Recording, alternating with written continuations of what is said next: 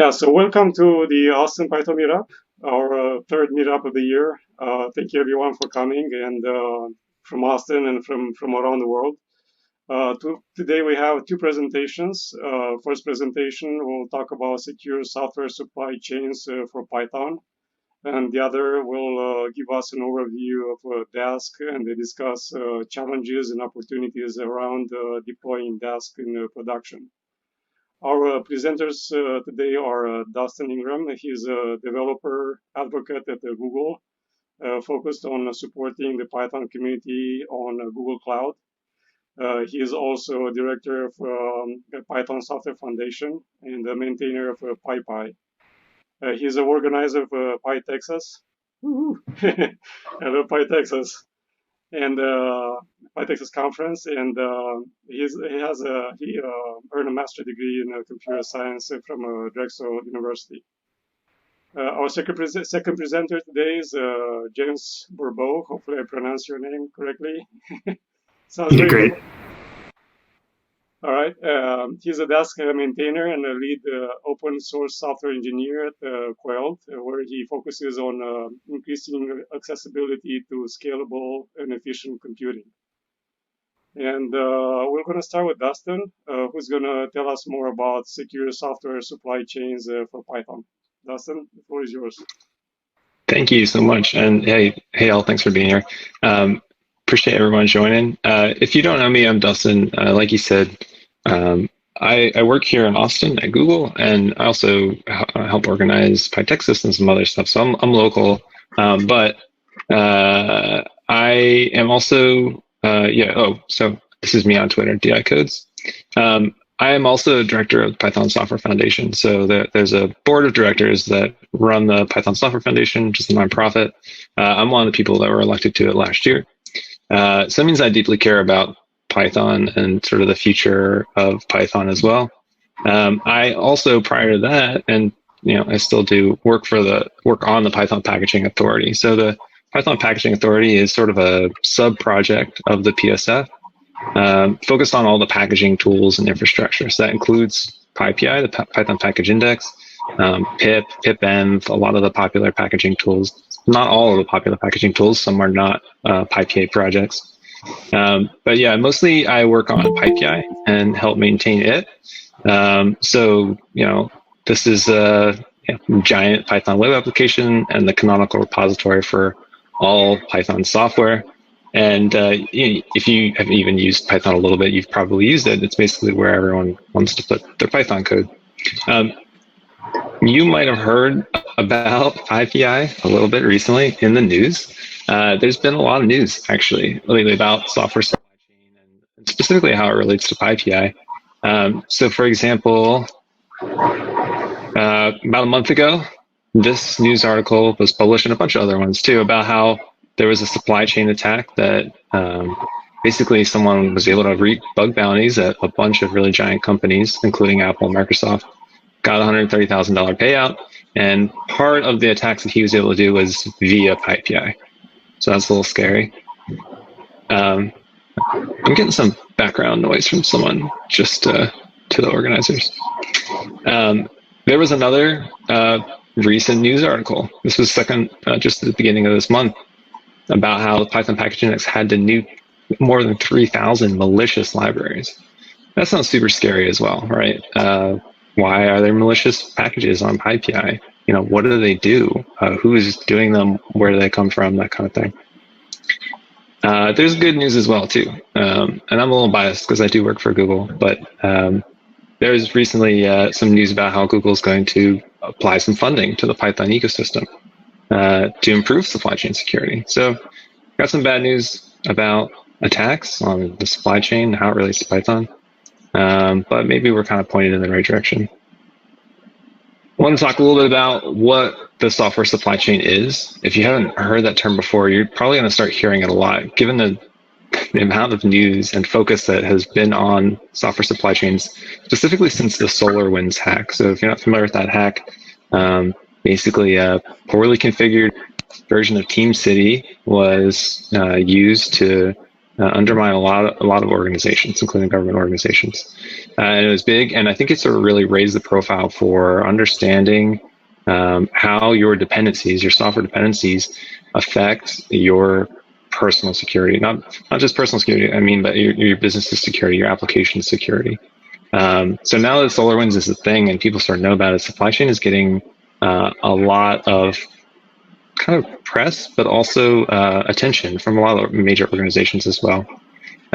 So basically, in a sense, a secure software supply chain in general is all the dependencies, everything that you need that you didn't individually author or your company didn't author to do your business, right? All the third-party dependencies, open source software, closed source software, everything that you pull in to sort of make your application work, all the like shoulders of giants that you stand on, right, to do regular software development, that's your supply chain.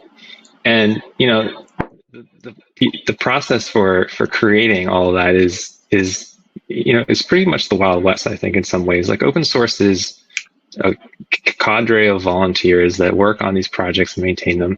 Not a lot of the projects are funded. Not a lot of them are people working full time. And so you sort of get like a mix of different levels of security, right? The way that maintainers sort of view their package, the way that they publish it, how secure they are with adding new committers, that kind of thing. It's sort of like there's a huge gradient of the security, and especially for package ecosystems like PyPI, PyPI is by default kind of the Wild West. It's a repository that anyone can upload code to. And there's no real restrictions on what you can upload there. Obviously, we have terms of service. You can't upload like, your killer drone software, maybe. You can't upload like hateful or hurtful content. But at the end of the day, we're not doing a lot of like curation or introspection of the software that's put there. In the same way that GitHub isn't doing this either, right?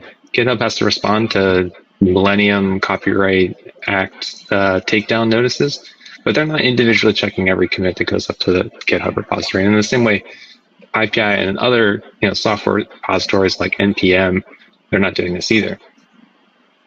So I want to talk a little bit about some of the like possible attacks and attacks that have been in the news, and sort of how they were executed, and maybe try to get y'all to think a little bit about the processes, the things that you're doing right now, the tools that you're using right now today, how things could maybe go wrong. And I don't want to scare anyone. Like, I think most people have pretty good practices here, and actually the news is pretty sensational. I think at the end of the day, the potential for things going bad here is pretty slim. And the folks at PyPI that work on PyPI and take care of it are staying on top of it. But yeah, there are some things that could go wrong. So I want to talk a little bit about those attacks. So how did all these people that hacked Microsoft, that hacked Apple with the supply chain, how did they do it? There's a couple different types of things that you could consider an attack. And I have to be clear, like, none of these are compromises of PyPI or any of the other package repositories. It wasn't like they leaked some secrets or something like that. It wasn't a mistake. It's just sort of the nature of the way that a lot of these repositories exist and the way that people use them. So one thing that's an extremely common form of attack is a typo squatting attack. So this is basically, you're on the command line, you type pip install requests, and you fat finger it a little bit, and you invoke a command that's not actually installing the request package. It's installing requests or something like that, right? This is what we call typo.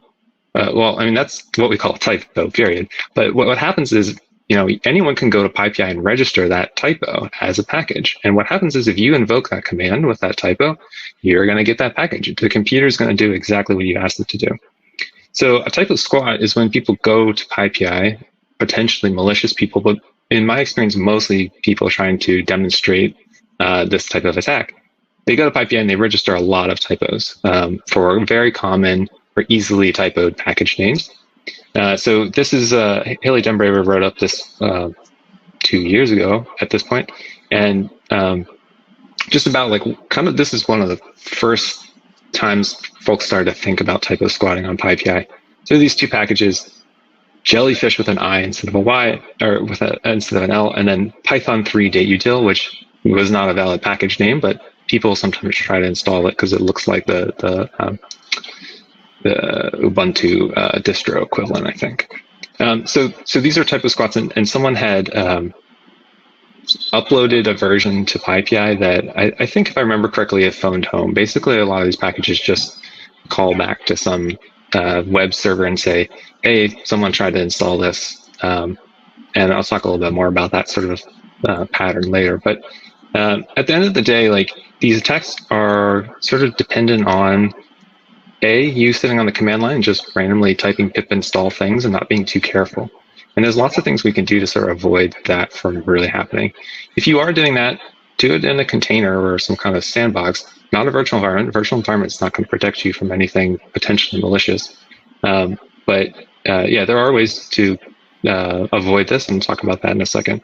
But basically, we monitor the PyPI for potential typo squats. We have some services that will tell us if packages are being uploaded that look like other popular packages. So generally, we're on top of this. This is a big piece of news recently, and this is an attack that I'll call dependency confusion. And by the way, if you're asking questions in the chat, please feel free to keep doing it. I probably won't. I'm not catching the messages, so I'll come to them at the end and we can talk about that stuff. So this attack I'll call dependency confusion, or it is called dependency confusion. And this is how the security researcher Alec Pearson attacked Apple and Microsoft. And the way this works is that a lot of these companies, like let's say Microsoft, for example, they have services and they want to have private Python packages and they want to use public Python packages. So what happens is they somehow, take a either off-the-shelf or hosted private Python package index. There's a couple different types of them. And they upload their internal source code or whatever to that package does Python packages. And then they configure pip in a certain way that first looks at that index and says, okay, if you're looking for this special internal package, first look here, you can go to the internal repository and check for it there. And if we're just installing requests or something that's a public package, then go to PyPI and install from there. That's their intention. It's really easy to configure pip in a way that the opposite happens, where pip goes to PyPI first and looks for the package names. And if it doesn't find them there, then it goes to your internal index. And this is the sort of flaw that this researcher was able to exploit. And basically anyone that had configured pip in this way and sort of swapped the order of which index it would look at, it would first go to PyPI and look for private package names. And then if it didn't find them, it would go and look at the internal index. And that works fine, right? That worked fine. No one noticed any problems, right? And these companies, they were happily installing from PyPI and happily installing from their private index. But what happened is he sort of trolled GitHub and some other source that he had found, or some information about each of these companies, and determined some names of some of the private packages that they were using, and then he typo squatted them on PyPI. And that had the effect of, when they went to go and install that package, it was no longer preferring their internal version, but was going to PyPI instead. And he, similar to the other typo squat packages, had designed this package in a way that it would phone home, kind of in a nice way that was hard to detect, to tell him that he had gotten inside their network and that they had tried to install this package. And so that's how he was able to claim a lot of bug bounties, because he had the ability to execute basically any arbitrary code he wanted in the install script. He didn't. All it was phoning home. But Python package at the end of the day can do whatever you want. So this is a lot of these companies sort of awakened to the way that they had these supply chains configured, and made some steps to avoid that. And I'll talk more about how that can be avoided as well in a minute. This is the pip docs here, sort of showing. So pip basically has these two flags, index URL and extra index URL. And actually, I'll admit, this documentation is pretty unclear. Like, looking at these two, can you tell me which one it prefers first and which one should be your private index? So yeah, it's challenging. Another attack that I don't think I've actually ever seen really exploited, but one that's definitely worth considering here, is just a general man-in-the-middle attack, right? So even if you trust PyPI and you've vetted all your packages and you're not making any typos, there's potential for something to go wrong between your machine and PyPI, right? Someone could be in the middle, manipulating the package that you're installing, actually changing the file that you're getting, or something to that effect.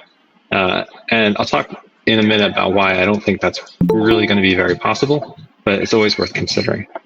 Other attacks that I don't really have listed here, but might be worth talking about, things like just totally rogue maintainers. Maintainers, they decide one day they wake up and they want to delete all their packages. We'd call that a left pad, I think. And if you have a dependency on that package and the maintainer wakes up and deletes it, you're kind of screwed at that point, right? You can't get it back unless you're mirroring it somewhere. Similarly, the maintainer could just give up on a project that you depend on and hand the keys over to some other maintainer that might be a malicious person. They might have impersonated a happy, eager volunteer, and once they got the keys, the next release is in a malicious package, and there you go. So yeah, I think just part of the problem here is just understanding what your dependencies are and understanding when they're changing as well and how they're changing. And there's not a whole lot of great tools to do this, but I will sort of go through some tools. I think a lot of these tools and techniques would mitigate many of these attacks if the companies that sort of were exploited had been using them. And I think, there's also work to be done here in terms of making these patterns and idioms just easier to discover or happen by default or that kind of stuff as well. So, tools like Pip and PyPI are really powerful because they sort of let you do whatever you want, get outside of the safe zone, but more and more that's becoming become problematic. So let's talk, I'll close these guys too. Let's talk about some tools. Yeah, so I've identified a lot of problems. How do we fix those? So one thing that would fix kind of a whole class of problems here is lock files. And there are some tools that use lock files to their advantage that would help mitigate some of these problems. So one example is pipenv. So I think a lot of people know about pipenv. Pipenv is unique in that, it has by default a lock file. And if you're familiar with the Node ecosystem, that's sort of like a package.json where you have all your dependencies listed in there, all the versions are pinned, and it's a static file that you check into your Git repository or however you're storing your source code for your application or whatever. I'm not trying to start a fight about pipenv. It's a good tool for certain use cases. It's not the holy grail. I don't think any of these tools are, right? There's a lot of Python packaging tools, and they all sort of serve different workflows. So definitely try them out, experiment, see which ones work for you, and which ones are well maintained. One tool that I like, and I'll talk about a little bit more, is Pip Tools. And actually, Pip Tools is this suite of tools. They all sort of use Pip under the hood, and they sort of add like this nice little, how will I say, like a little more ergonomic and a couple extra features. It's like bonus features for Pip, I think. And the one that's really powerful here, the pattern that I like to use that I don't see a lot of folks using is Pip Compile, which is a sub command of Pip Tools. And what Pip Compile does, and I'll show you, see what we got here. Okay, so this is a GitHub repo for Warehouse. Warehouse is the source code behind PyPI.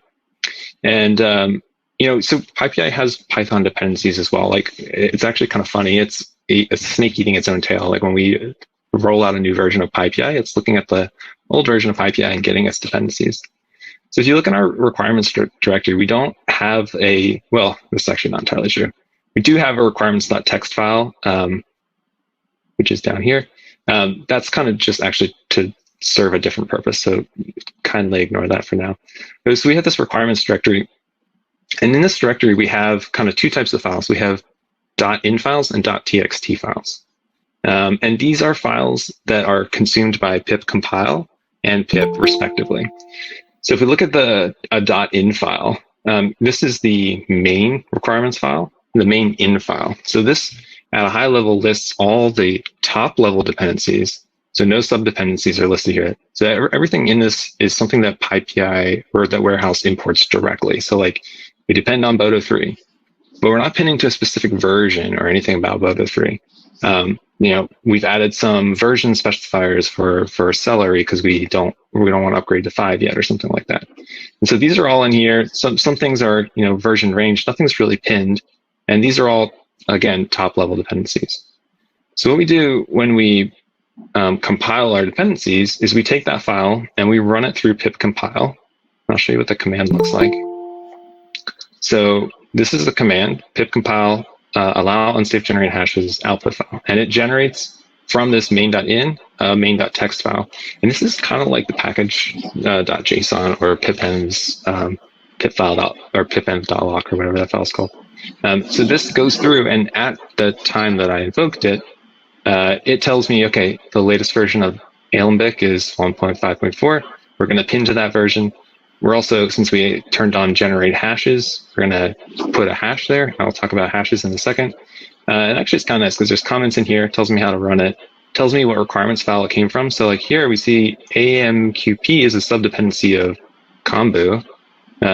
So, we didn't specify AMQP in that first file, but it's getting pinned as a transitive dependency, and its hashes are getting added as well.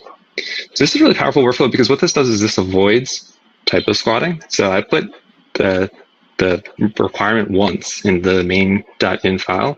I never change it. I make sure I didn't typo at that time, right? Because it has to work when I actually install that in development mode. And then when these are compiled, they're compiled to specific versions. So even if the Alembic maintainer tomorrow goes rogue and releases like a malicious version, I'm still going to be installing the old version on PyPI, which he can't go back or she can't go back and change. It's going to be the same. Could delete it. That's a separate problem. But it's sort of assuming that that package doesn't get compromised, that will continue working. So you might say like this looks like a mess. Like I really like just doing pip freeze requirements.txt, install that on Heroku, whatever. And I'll agree. Like this is kind of hard to maintain. It's very easy to add the new dependencies to the in file, but generating the out file is you got to invoke this command. And once you've pinned these versions, you're guaranteed not to ever use a different version. So how do you do upgrades? There are two tools I really like for sort of managing these types of files, and both of them work really well. One is PyUp. PyUp is a dependency management tool that's just for Python. Really great organization. Another is Dependabot. Dependabot is they do more than just Python. So like, for example, on PyPI, we use this to manage our node dependencies as well. And it's also integrated, or it's becoming integrated into GitHub. So it's even easier to use from GitHub. And what it does is it makes pull requests kind of like this. So this is one that we got today. Wants to bump this dependency of a couple of versions.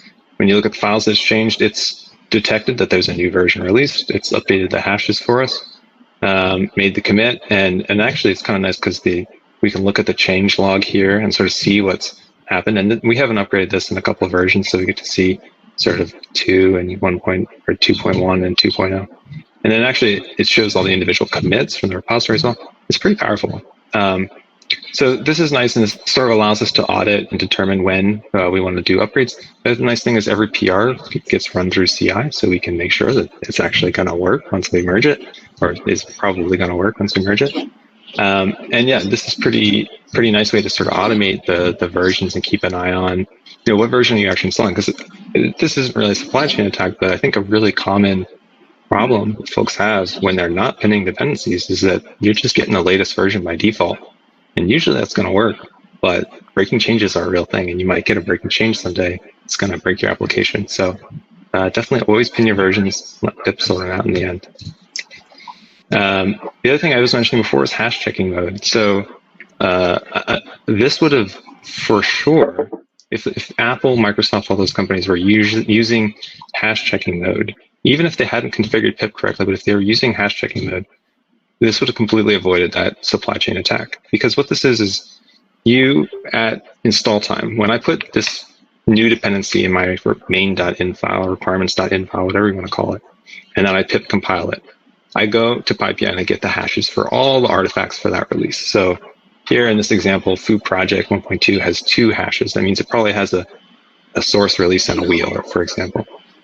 And those hashes are unique to the distributions that have been uploaded to PyPI. And the only way you can get the same hash is by uploading the same file. So what pip does when you enable hash checking mode is it will compare what it has downloaded from wherever you told it to install from to the hash file that you've sort of pinned along with your version in your requirements file. And so if they had this enabled for the supply chain attack that he was able to exploit, Pip would have just complained. It would have said, you told me to install this package.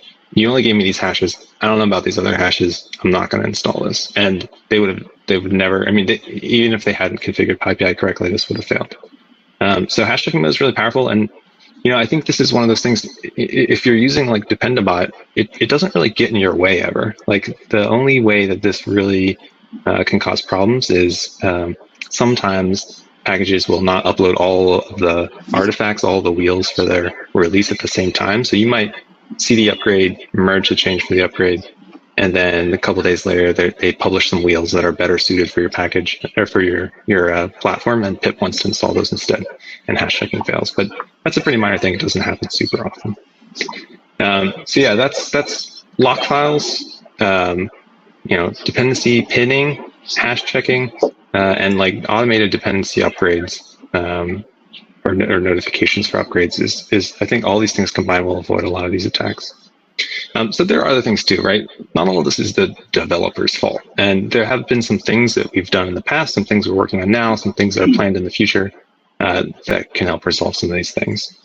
So let's talk about fixes. And again, like I'll caveat all of this with PyPI is designed to be an open repository. It's designed to be a place where you can install whatever you want, upload whatever you want. It's probably not going to change. It's not going to become a curated index or anything like that. That said, there are some things we can do to improve it. So one of them is let's avoid man-in-the-middle attacks entirely. A couple of years ago, we actually rewrote and relaunched PyPI from scratch, and we turned off HTTP access. So you can only access it over HTTPS now. That's great. That removes this entire class of man-in-the-middle attacks for HTTP and sort of brings PyPI into the modern age. So stuff like that can help avoid some of the broader categories of attacks, I think.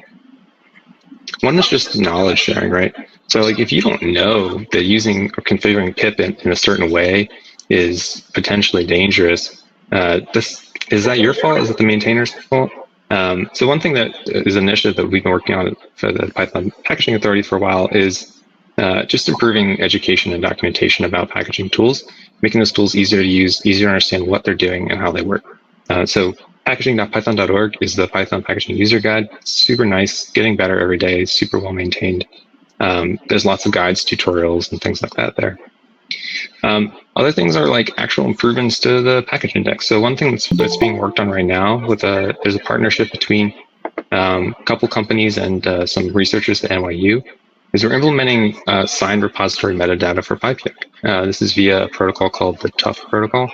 And this will probably land late this year or early next year. And this will allow you to take hash checking basically to the next level and sort of do uploaders or maintainers can sign their uploads, and you can check those signatures when you download as well.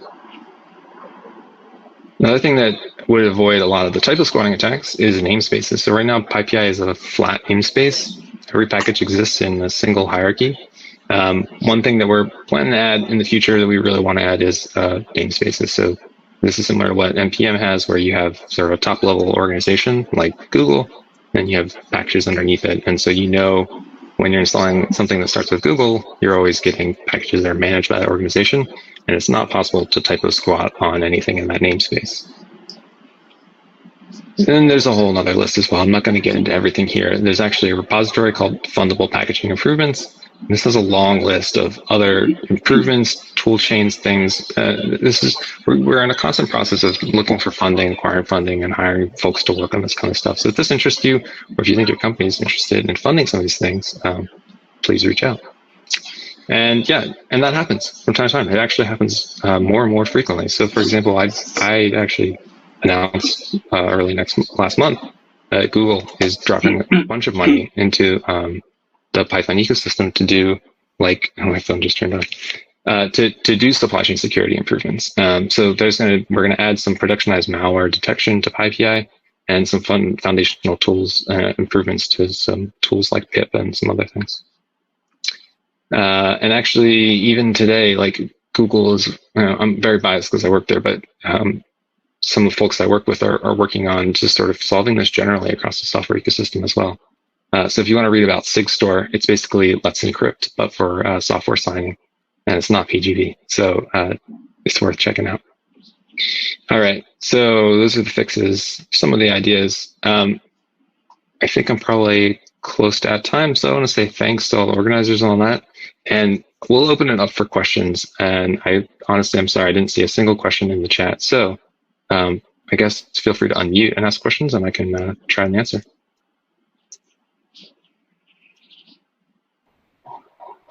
Yeah, I want to ask a question. Thanks, Shane.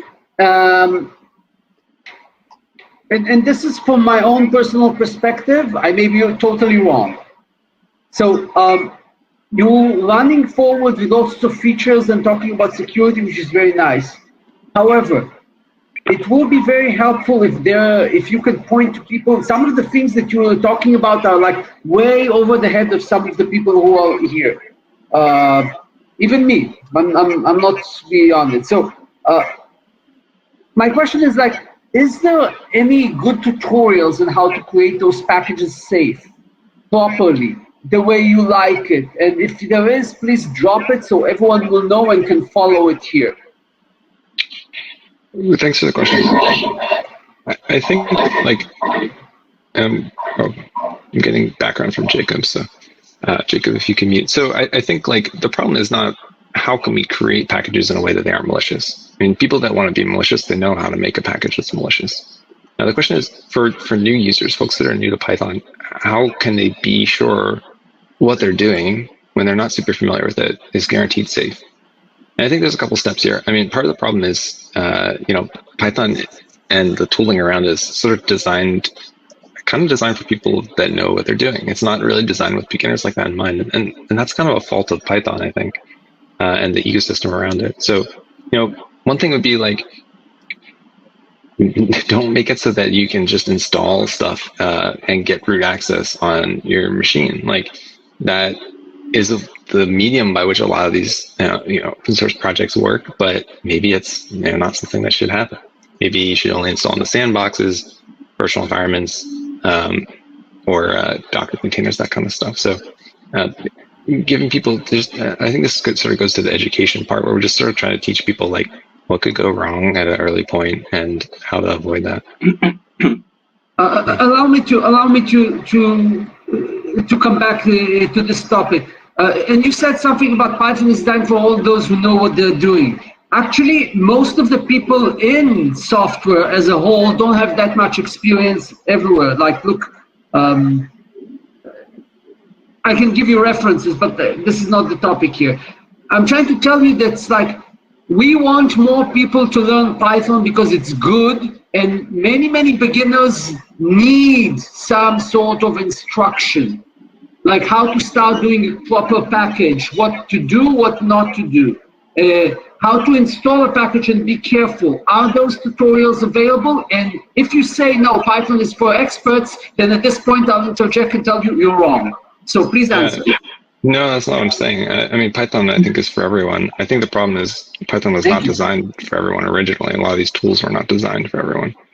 So, like I said, step towards that is education. Packaging.python.org does have a lot of guides. I don't think they're exhaustive. I'm not sure they'll ever be, but it is volunteer run as well. And those guides, I mean, I can see them supporting that use case, telling folks how to get started installing Python packages in a safe and secure way. Absolutely. Do you have one that you can think of that you will recommend? Just put it on screen so people will know where to start. Because there's always a community here that comes here to see exactly they come here to see how to do things and become better at Python. If you send them a link, then they will be able to follow it. Yep. This is what I'm after. It's packaging.python.org. That's where all the guides live. And there are good guides there, like how to start or how to do it safely. Is there something that you will recommend?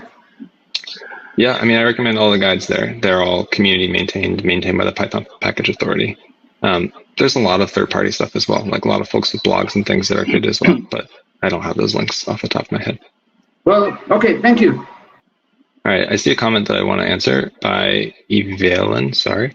Can you comment on the differences on PyPI and PyWheels for Raspberry Pis? Is there a good reason they need to remain separate indexes in the long run? Okay, it's a great question, and I think a lot of folks don't know why PyWheels exists.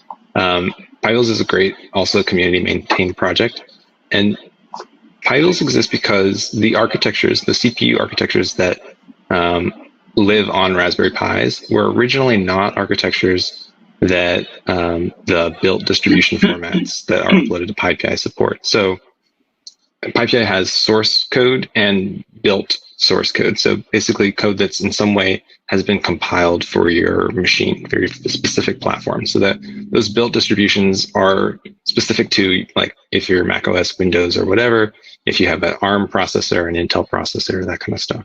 Not all Python packages. Some Python packages, actually most, are pure Python, but some, like NumPy or kind of some of the heavier lifters, or some that interface with C libraries, are going to have compiled code.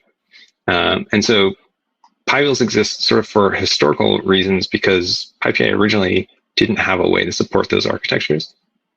Newer standards do allow for those architectures, that all the ones that previously existed on Pis and ones that exist on the newer Pis as well. But at this point, folks are so used to using PyWheels that it's going to be hard to sort of break them out of that. And PyWheels is a great project as well. And the other, like, really awesome thing that PyWheels does that PyPI does not do is they actually go and build all of these packages for this architecture. So normally it's the maintainer's job to build for a certain architecture. And so that means that the maintainer really supports architectures that they want to support. Pipe dream is that someday PyPI would be able to build all build distributions for all architectures. That's a huge lift. It would require a lot of computing for every single upload. So in the future, at some point, you might see PyWheels become part of PyPI, in the sense that, like, we start doing the same thing that PyWheels does and building for those architectures automatically. Pretty far out at this point. So if you're using Raspberry Pis, at this point, you can continue just using PyWheels and getting your wheels from there. Great question, though.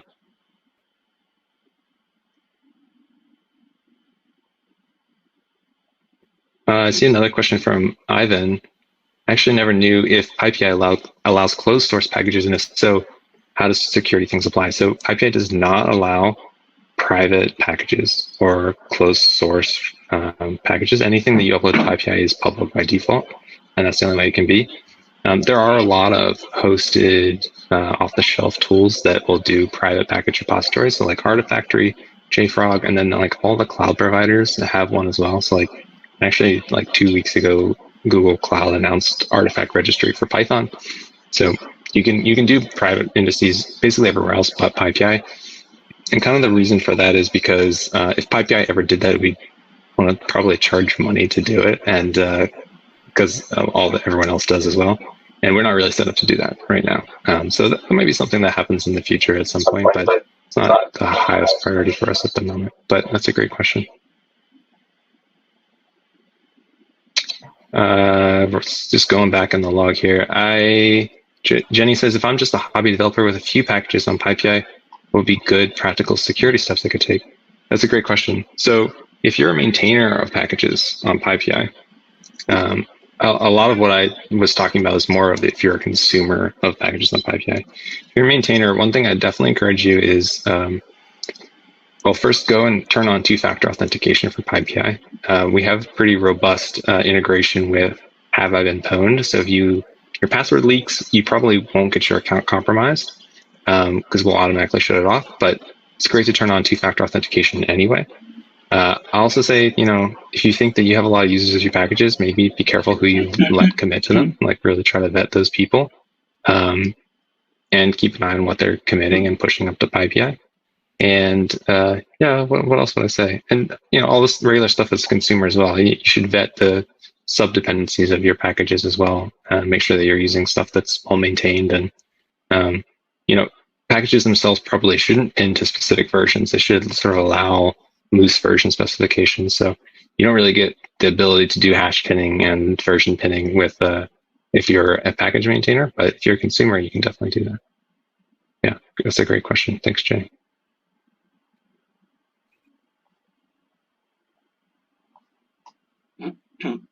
And if there's nothing else, I think I've been talking for quite a while, and I do want to yield the stage to our next presenter.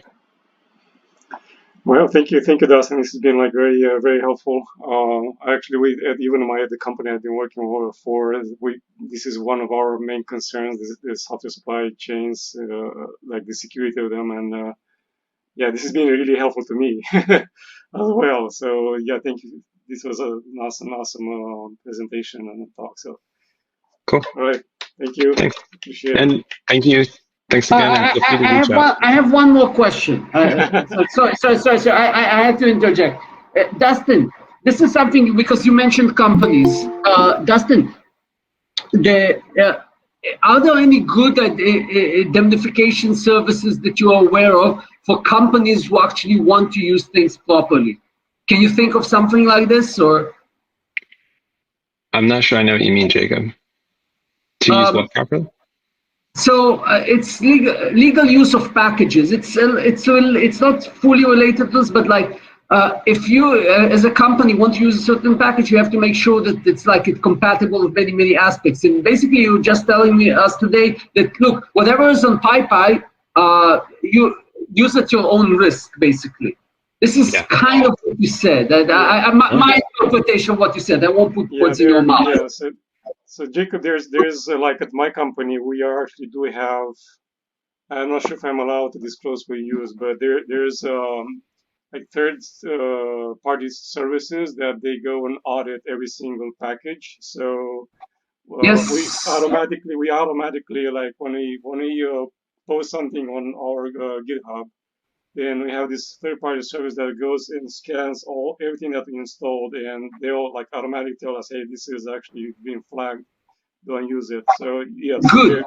The process is called indemnification for legal use, and you have to do this, especially if you work with government. But I won't go. So the thing is, what I'm asking is like if Dustin can knows of such like this or other plans on PyPI to go in this direction, PyPI.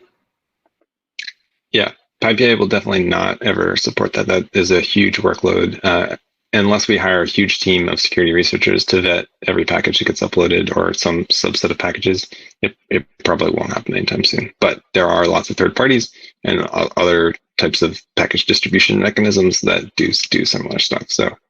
Okay, is there a place that you know to send people who need this? Because we're recording this and eventually someone will look at this talk and say, oh, I need this service. How do I find something like this? Who do I talk to? I don't know any of them off the top of my head. I'm sorry. Okay, anyone else? Okay, we're silent. This means that there's a problem that someone has to fill in. Oh, Michael, go ahead. I was looking for my button to unmute. The classic answer is Anaconda. Okay. Yeah. Talk to Anaconda. I think you can correct me if I'm wrong, but I'm not sure how much actual curation is. Like, I know they do a lot of work for building the packages, but do they actually like sort of look at the diffs for every release and verify that they're secure? Not for every release, no. Definitely not every. So there, what happens is you can construct a curated list of stuff that they will indemnify. No, we will build a list of packages and provide some guarantees around it. But as far as I know, our sales team, like, we do not sell indemnification. Okay, Chen, you might want to check it because a few years ago I did indemnification work for you. Yeah. So Chen works for Anaconda. So and this is what topic that I was working. So this is why. So for certain customers, indemnification is a complex issue, right? Like, we're basically not going to expose ourselves in a way where if there is a CVE in a package and you use it, you can sue us for providing defective software, right? So that definitely is off the table. We review things like the licenses for things in default, so we will give you information about like what the license is and where, and any possible CVEs. But in terms of like being liable for providing potentially defective software, we're not going to do that, right? We will provide you the information for your security and legal team to make those decisions. But, in terms of like identifying you and making sure your customers can't sue you because you use Anaconda software, we're not going to take on that burden. Interesting. So basically, you're telling me that's like there's an open entry in the market for someone who wants to sell identification for other companies, or even. Yeah. So you're saying that this is something that a businessman with good skills can hire programmers to actually do this and can make some good business? That's what you're telling me? Yeah, they're called insurance companies, right? That's what insurance companies do.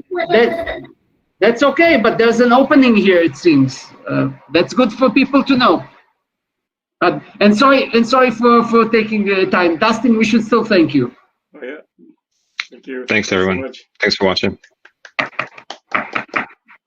All right.